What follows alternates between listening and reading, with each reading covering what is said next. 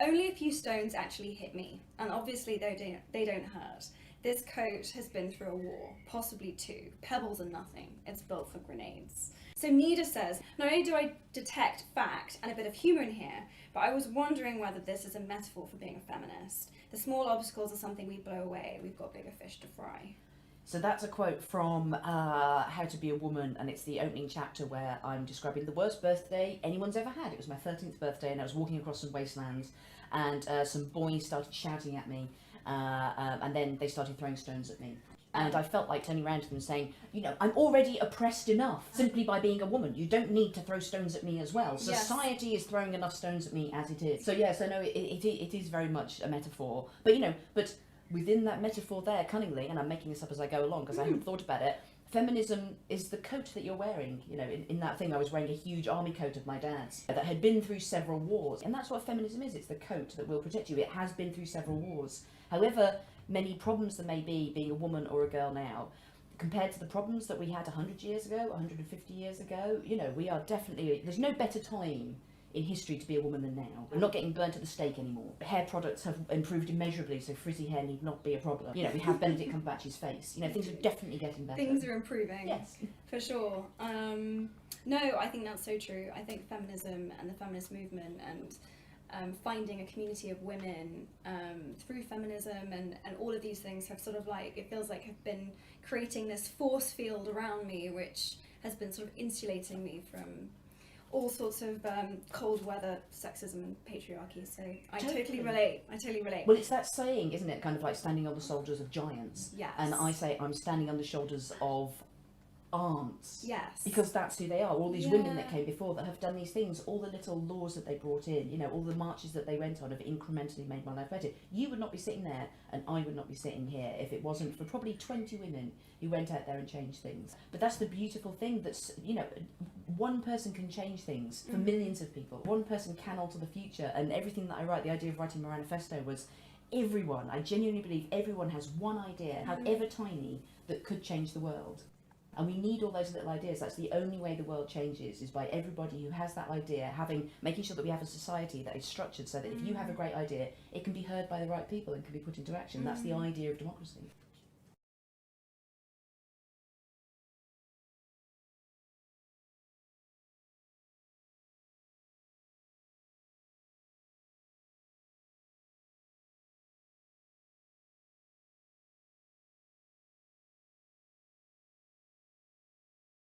I love the letter that you wrote to your daughter at the end of Moran Manifesto, and it actually reminded me of I'm rereading 1984 at the moment because I did a film called The Circle, which shares a lot of the same themes, and it talks about in this book how for the first time in human history we actually have the potential, we have the technology, we have the scientific advances, you know, we have the knowledge for the first time to feed the world, to possibly create peace, to actually achieve all of these things.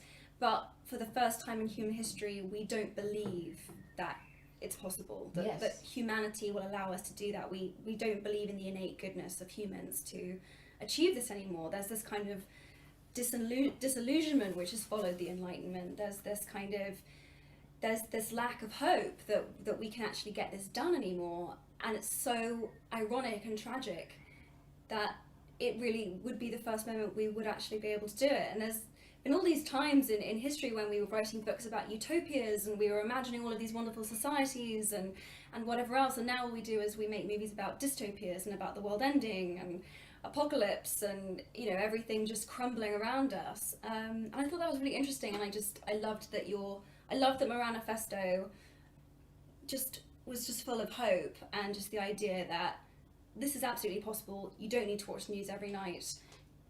You know, you can have a diet of hope and belief and faith in human beings. Well, totally. Well, the future is a propaganda war. You know, Yeah. kind of like, you know, we are choosing whether we're going to be pessimistic or optimistic about the future. And the way that the news media is set up at the moment, and the tone that social media has, these two incredibly powerful places where we have all our conversations, Yeah. and where we go, what's the world like today? Well, I'll look at the news and I'll go on social media. That's what the world is now. Yeah. And the tone of both those places is incredibly pessimistic. It's only showing us problems. It's only showing us things when they've tipped over and it seems like they can't be solved anymore. Yeah. And people's reaction to that is necessarily one of being completely overwhelmed and just going, well, we're pumped then, this is it.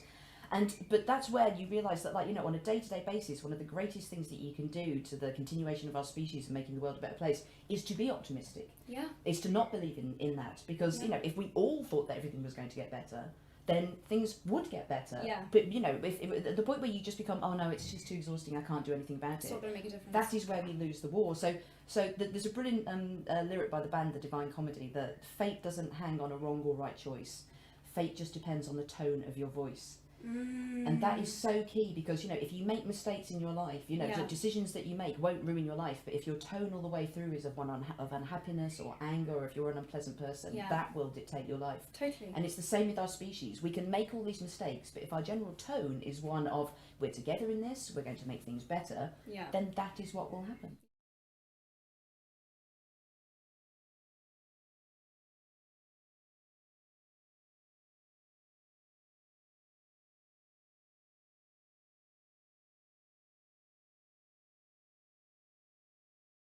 But this is where culture's so key, and this is, you know, the thing that I enjoy most about my writing, and why I think it's amazing you're doing what you're doing, because for too long these kind of conversations have only happened in politics or in academia, and, you know, not many people will pay attention to those things. You only come to those things late. You will only come to academia when you're in your teens or in your 20s. You know, you probably won't start engaging with politics until that time as well. But as a child, when you're growing up, what you think the world is and what your possibilities are is stories. It's the films you watch, it's the TV you watch, it's the things that you see in magazines.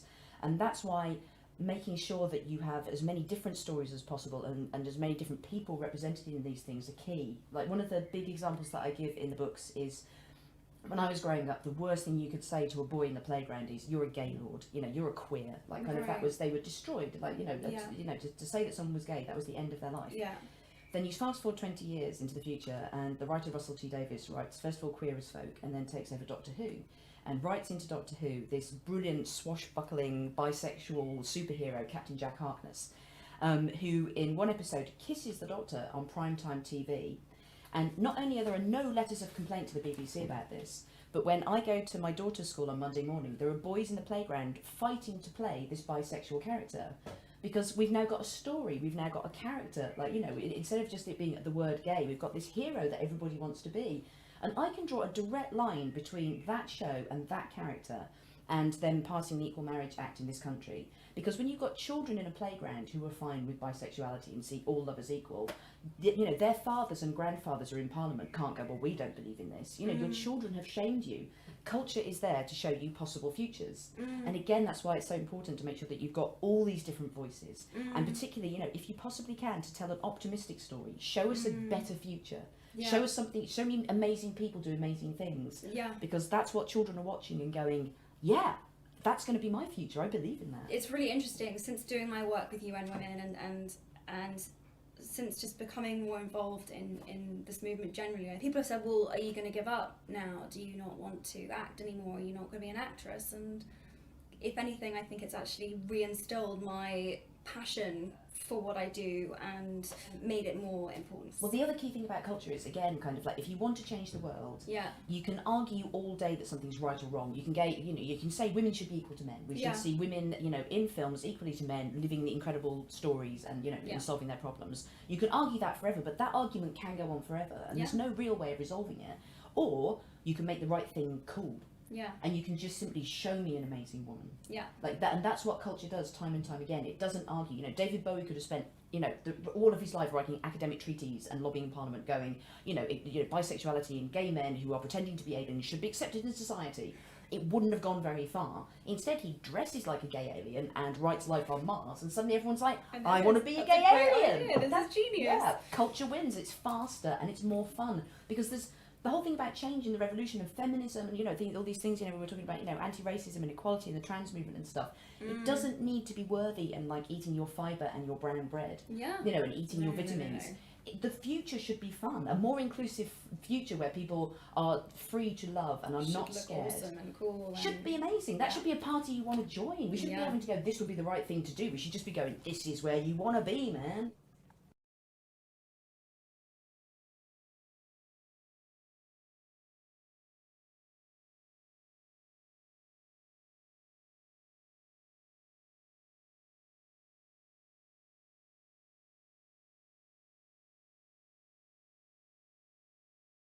So Jenny wants to know, in chapter 7, I encountered some sexism. You make a point about the possible reasons why women didn't have a great role in human history. How did you come to these conclusions? What enlightened you? When you're taught history at school and you look at the history of women as is depicted time and time, you know, our accepted story of humanity is generally the story of men. We tend to only hear about what men did. I've learnt a bit more since I wrote that book, because that was 5 years ago. I had just presumed that women weren't doing anything, and that was primarily because we were giving birth or having raging cystitis that we were going to have to wait 400 years before they invented antibiotics to cure. And the combination of those two things was why we didn't discover America. That and the very uncomfortable skirts and underwear that we were wearing.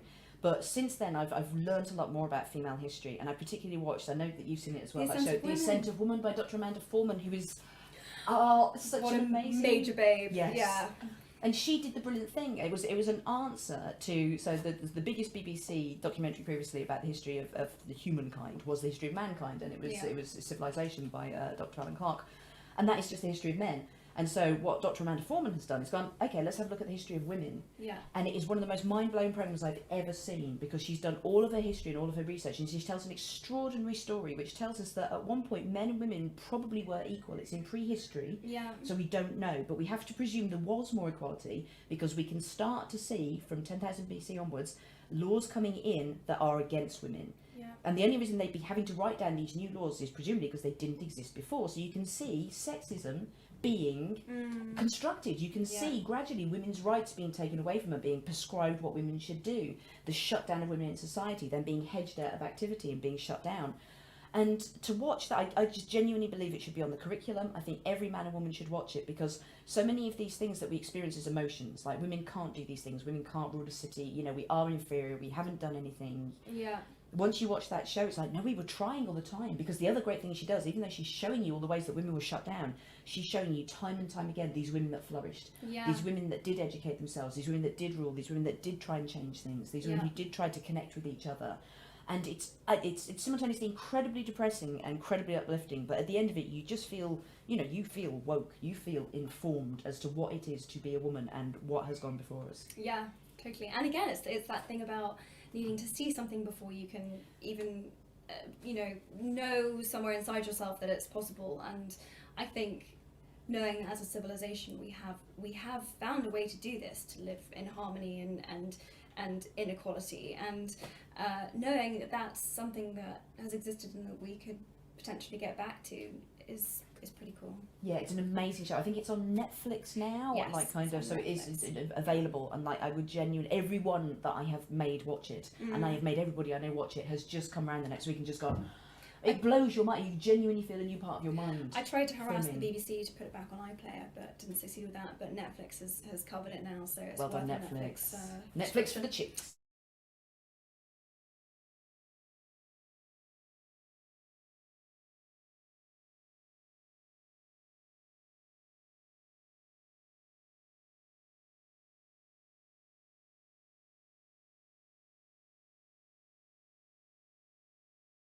Celeste wants to know, I thought her argument that many religions were created in a time where women were considered second-class citizens was very important, and wonder what a religion made by women would look like in her mind. Well, this is the great thing, like, kind of one of the things that I'm working on now is trying to, sort of for one of the next books I'm going to write is imagining that. I mean, because this is a three-parter, isn't it? No? They're probably, I mean, you know what, I'm never going to stop writing. I'm always going to come up with ideas, but this is basically dealing with politics, and the next thing that I want to do deals with religion. Okay. Definitely. Amazing. Yeah, which would be fun. And, and so some people, it's still, you always worry you're going to anger people, but you do have to remind people that religions were invented by people.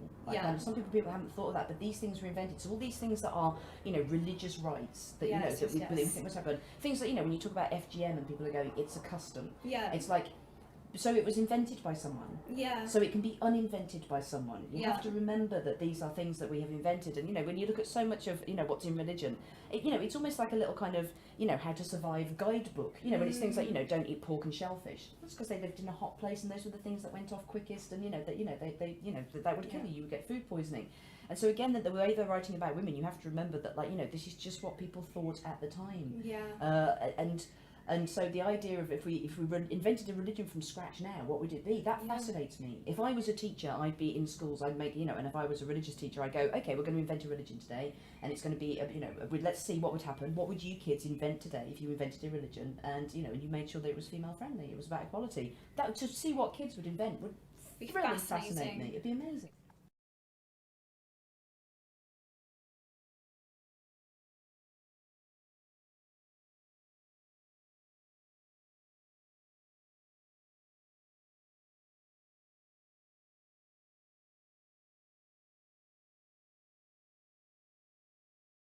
Charlie wants to know, why do you think so many parts of the world, including our own, are so scared of making long-lasting decisions regarding gender equality? What are they afraid of? Well, I mean, that's down to the political system, isn't it? Which is Yeah. it's a bit unfortunate because people are only, you know, that you only have government terms for 4 years, Yeah. and you do get a lot of people who don't really feel politics in their blood, but they're just kind of like, well, that's a career that I could do for 10 years. I could have done anything. I'll go into politics for 10 years, and then they go on to work for other companies or other consultancies. Yeah. So they're not really interested in long-term plans. Yeah. And also, long-term plans are hard. Yeah. You know, it's the difference between being on a diet for one day, Yeah. you know, and eating healthily for the rest of your life. You know, kind of like anybody can just starve for one day, you know, but eating healthily for the rest of your life is an entirely different thing. But being on a diet for one day and starving is completely useless. Yes. Eating healthily for the rest of your life is a key tool that you need to have. So we need to look at the way that the political system works and build in incentives for making long-term improvements into our society. And we'll only do that if people who aren't career politicians want to get involved in politics again. The kind of people who will be MPs for 40 or 50 years representing their local area. Because then they have accountability. If they're not there putting in plans that benefit everybody long-term, then they're, you know, the people that they're representing back in their hometown will not elect them anymore. Yeah.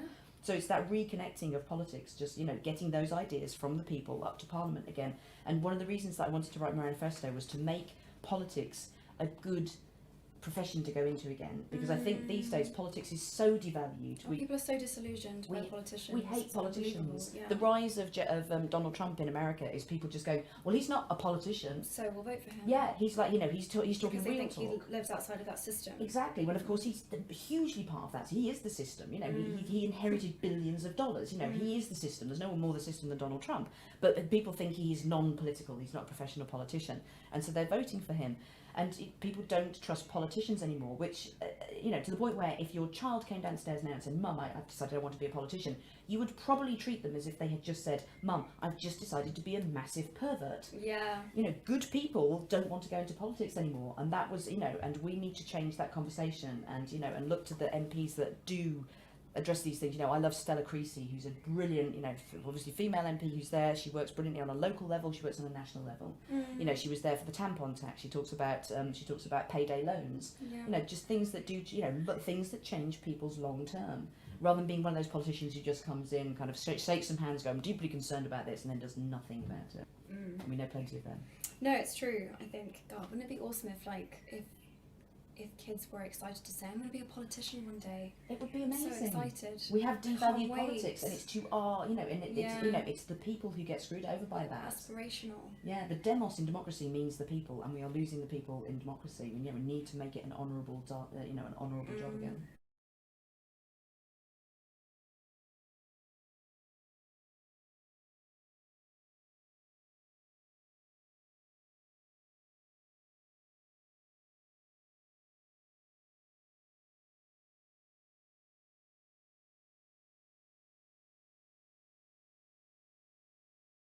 I want to ask one of my questions now. Yeah. So, for feminists, the area of everything from porn to stripping to prostitution is often sort of lumped into one category or sort of perceived in the same way as sort of one big problem, and I'm really interested that you have very different views on each individual topic. Yes. So you have a very different view on stripping from what you do on porn, from what you do on sex work, from what you do, and I found that really interesting and really specific, and I just wondered if you could talk about how you see all of those things and why you see them so distinctly and separately. Well, you're so right that the big problem is that like they do all get lumped together. That's again because we're not used to talking about women, and also we freak out about female sexuality, and that is rooted in again history. Like kind of up until we invented contraception and antibiotics, for a woman to be and to have sexual desire and be sexually active meant that she was A, at risk of disease, and B, risk of pregnancy. And those are things you genuinely wanted to avoid because you had a 1 in 4 chance of dying in childbirth. Diseases were completely incurable. So it was in a woman's interest to not be sexual. Kind of a chaste woman would be a safe woman. She had a better chance of living. And from a male point of view, you would want a chaste woman because you wouldn't want to catch a disease from her. These are the simple, awful facts of history. Obviously everything's changed now. Women can have sex without getting pregnant. We can cure these diseases. So if we look at all these things now, something like sex work. If we invented sex work now, we would not have the attitudes to it that we have, because ours are rooted in a time of fear and disease, and a time when a sexual woman was seen as a bad woman. You were either a whore or a virgin. Right. My view, and I'm still flexible on this. I'm still learning about it, but my view on sex work is that we all these intimate things that we are happy to exchange money for. We will pay people to look after our dying people. We'll pay people to look after our newborn babies. You can pay someone to bleach your bumhole from brown to pink if you so desire. We are unashamed of all of these things, and yet this one thing, sex work, we sort of go, no, that has to be completely special. We just need to make those women safe now. Yeah. We can talk later and untangle this huge thing of centuries of us being screwed up about sex. But as things are at the moment, we leave women who do sex work to be in dangerous places. We put them on the edges of towns like sacrificial victims that are left on the edges of town. They're the bad girls that are allowed to be killed. So we need to make sure those women are safe. That's the first thing we do. We make sure that they can work in brothels, that they are known to the police. So if they have any problem, they can go to the police. If they've been trafficked, they can say, I've been brought into this country illegally. I'm telling you now, I need to be helped. And later on we can talk about what sex is, but right now we can't let another girl be murdered, be raped, be attacked, be scared, feel that she can't go to the authorities because what she's doing is stigmatized and not legal. But you feel very differently about porn, and you feel differently about stripping, and how do you see those as different? Well, with pornography, I mean, there's a big thing that like kind of porn is bad for women, and if you look, if you're a feminist, you shouldn't be into pornography, right. But pornography of itself is just watching some people have sex. Yeah. And we see that in classical paintings, we see it on the side of vases, we see it in scrolls from 3,000 years ago. If you walk down the street and someone's forgotten to draw their curtains, you can see it through someone's window. Yeah. And I can tell you the people at number 87, they have got it going on right now. And that's not damaging to me to see that. That's not damaging to a woman or a feminist to see some people having, some consensual sex. Yeah. What we're talking about in pornography is the pornography industry and the ideas and aesthetic that it has. Right. If all you're seeing, there's a kind of monoculture of pornography at the moment. Like 90% of the sex that you will see in pornography on the internet will be a man will come in, a woman will be sitting there, he'll like go jigga jigga jigga on her tits for 30 seconds, and then jigga jigga jigga the tits, then he'll probably go like 3 times in the general vagina area. And you're feeling like kind of, if you found my clitoris, if it's there, I'll give you the money myself. You are 3.5 inches out. There's no pleasure going on there. That's not even happening. Then he'll get on top of her and do her on top. Then he'll turn her over and do her from behind. Then he'll do some anal sex, and then he'll spaff on her face. And job's done in like 4.5 minutes, which is the average time of a wank, a male wank. Right. And you're like, well, if that's all I'm seeing, and that's where children are getting their sex education, that's not sex. Yeah. That's pornography, and one very specific vision of what sex should be. Yeah. One very specific that doesn't address the multitudes of all the different things that we want to do. And the key thing is that if I'm watching some pornography, that's just some sex.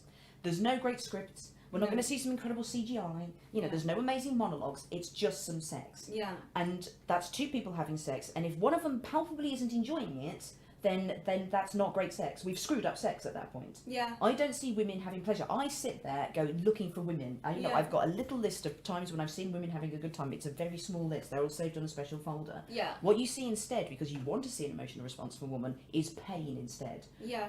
Slapping. I don't know when slapping became a huge part of sex. Yeah. But if I was a 13-year-old now, I would absolutely presume that in some way the sexual mechanics of either lubrication or erection involved at some point having to slap someone repeatedly on the arse. Yeah. Though, I come from an older age. Before we invented bum slapping, that just wasn't a thing. We all managed to have sex without repeatedly slapping each other. This is a fashion for sex, a fashion in pornography. Yeah. So, I love people like Cindy Gallop, who does Make Love Not Porn, where you're just seeing consensual couples having sex. It's pornography. Yeah. But it's pornography that's about pleasure and about two people having sex rather than a man coming and have sex on top of a woman. Right. Which is what we see time and time again. Yeah. I don't see any women's ideas in that.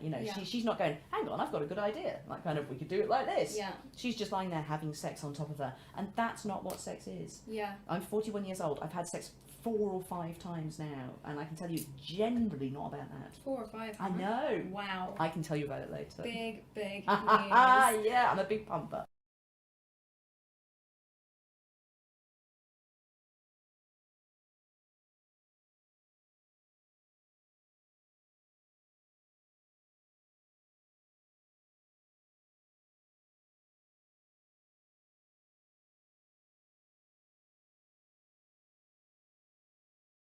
Okay, Jenny wants to know, what do you think is the biggest challenge facing the feminist movement in 2016?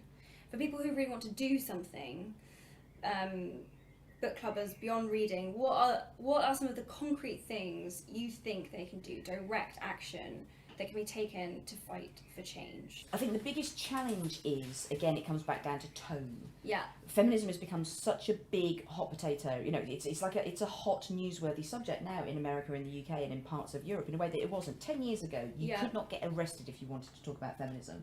I went and pitched an idea of writing a column about funny feminism to a leading women's magazine. They went, we couldn't write about feminism in a women's magazine, which is why I went away and wrote How to Be a Woman. Now they are commissioning stuff every week. It's a huge clickbait thing. People want to read about feminism. But many people have been put off feminism in the last couple of years because the tone gets so heated. We've had feminism wars. Yeah. First of all, people will argue and fight all the time. That's absolutely fine. We can't go, oh, 2 women have disagreed with each other. It's a cat fight. That proves women shouldn't be able to speak in public. Feminism is dead. It's like, allow women the weakness to be able to argue and fight like men would. Yeah. True equality is not being perfect immediately and being some superhero who has an amazing job and incredible hair and a pelvic floor and a tiny little stomach and 2 children who are perfectly well turned out. That's exhausting. True equality is being as dim, fat, deluded, nuts, smelly, scruffy, hopeful, joyful and idiotic as men. Yeah. It's not being perfect, it's just being treated as a human being.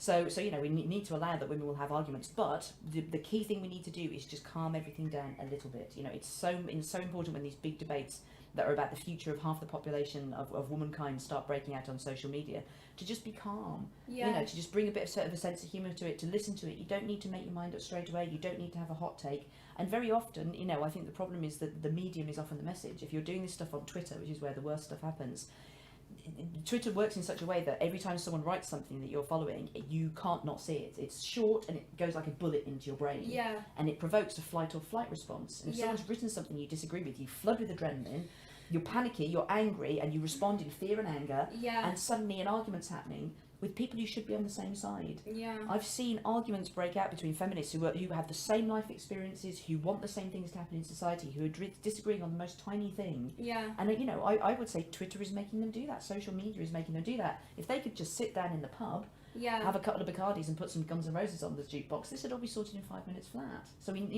but that's another reason why we need to get more women in tech, because I think if women were inventing social media platforms, they would be completely different to Twitter. It would be much easier to break out and have relaxed conversations and talk about things at length. Yeah. And, and be able to interject some humour into it and let people know what emotions you're having, rather than these shouty little statements. Yeah. It's everyone waving a placard at the same time. Yeah. That's not a conversation. Yeah. So we've seen all the placards, we know what all the issues are now. Yeah. Now we need to move it somewhere where we have these conversations. And in terms of, so that's the bad stuff. The good news is that there are places where you can have these conversations. Like, one of the most hopeful things that's happened in this country in the last couple of years is the formation of the Women's Equality Party, because they have said, okay, let's form a party that is just about women's issues, and we're going to open source policy. Yeah. So they don't have an idea for what this party should be, other than let's find out what women want. Yeah. And they are now just consulting all up and down the country. And you can go now and be a member of the Women's Equality Party, attend these meetings, and talk about the problems in your life and the things that you think would solve it. And I don't see any other political party doing that and going, women, come and tell us, let's do this.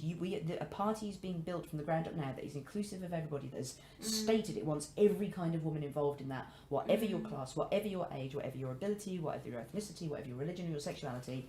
Go there, talk about being a woman, and come up with some ideas. Yeah. I love a bit of direct action. Yeah. No, direct action is super cool. If you do think that one of the things you want to do on earth is make the world a better place, which is what being a feminist is, what being a decent person is, then you have to make sure that you are aware of what you are subconsciously thinking about anybody who speaks up. Because I think we have this subconscious belief that someone can only speak up if they are perfect and have the answers to everything. We are basically waiting for a feminist Jesus to come along who is going to write the feminist Bible that has everything in it, or has written the feminist TV show that has everything and everyone in it, or makes the film that tells the story of everyone. And that is, of course, impossible. Because again, you just say to yourself, are the men doing this? Are we expecting a man to come along and write a book that would provide the answers and speak for 3.3 billion men? And what we have to understand is that feminism, there's never going to be a feminist Jesus. No one's ever going to come along with all the answers. If we're not going to get behind someone until that comes along, then we will never do anything. We have to understand that feminism is instead a patchwork quilt. And what we all do is we all sew the little squares that we think we can sew with our abilities and our stories and our solutions, and then we join them all together. So, I will speak about my experiences and the things that I've observed and things that I know, and these are my squares here, and then you will talk about your things and your powers and your skills, and we sew that next to there. And then you get someone who's like from the transgender movement talking about their experiences, and they sew their thing, and you make sure it's sewn to yours. You make sure you're all working together. You make sure that everybody's squares are equal.